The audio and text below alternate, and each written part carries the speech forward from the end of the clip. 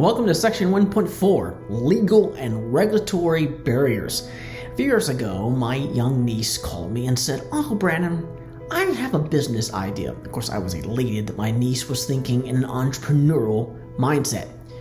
I said, "What is your business idea?" She said, "I'm going to bake cookies and brownies, and I'm going to advertise online so people can come buy my food."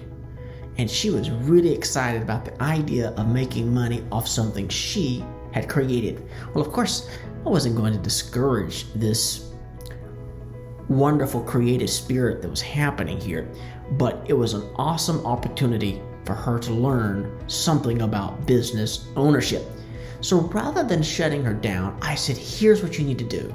Before you venture out and create the website, create all the products, and take all the pictures, why don't you do a little bit of research to see what laws or regulations are out there related to your desired line of work?" And I gave her a few tips on what to look for.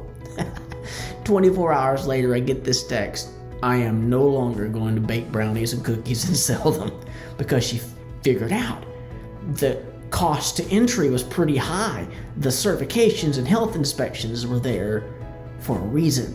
So here's the truth. Even the best business ideas can be stopped dead in their tracks if they do not follow the law. So this quick section is just going to give you a 50,000-foot view over the ideas you need to consider before jumping in to opening a business. My first advice is for you to start with your local rules. That means your city, your county, and then your state. And nearly all businesses are going to have some type of general business license, even if you're operating online or from home. If you're in a rural environment outside the jurisdiction of a city, there may be less restrictions, but you need to check on it first. And home-based businesses need to watch for zoning restrictions. Like some neighborhoods or HOAs, they don't allow certain business activity without special permits. In my HOA, we have stipulations in those bylaws that prevent music lessons from being taught in people's homes. I like to teach music on the side, some piano here and there, and so I had to go to the board to get permission if I wanted to teach music lessons to people coming over to my house. It sounds ridiculous, but the rules are the rules. And another thing we had happen in our subdivision, someone bought a house down the road larger than what they needed because they were going to live in part of it and then the other part convert to a part-time babysitting endeavor. They didn't think that through because that falls under the guidelines of daycare. You can't just go and open up any place and have a daycare. So that cost them some money. Also, if you're going to be selling products, you're going to want to register to collect sales tax with your state. Now, not all states do a sales tax, but you want to check on that before you just dive into your business idea.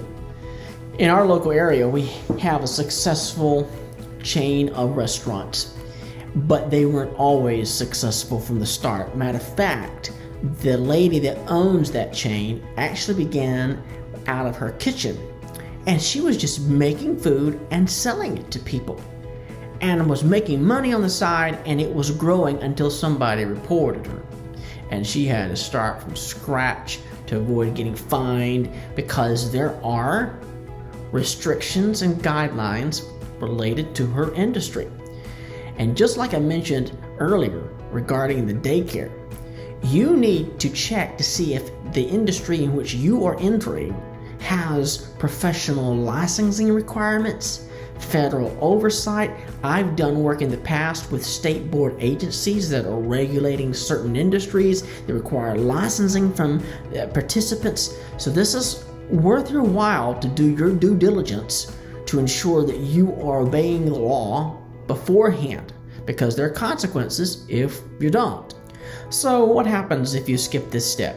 Well, honestly, the risks are serious. You could face delays, unexpected fines, or even be forced to shut down your business. You might also want to consider that you could open yourself up to lawsuits or personal liability, especially if you're operating without proper insurance or legal protections. And don't underestimate the reputational risk Clients and partners want to work with businesses that are legitimate, they're licensed, they're compliant, they're trustworthy, and you want to build a strong legal foundation from day one that encourages that trust and protects your future.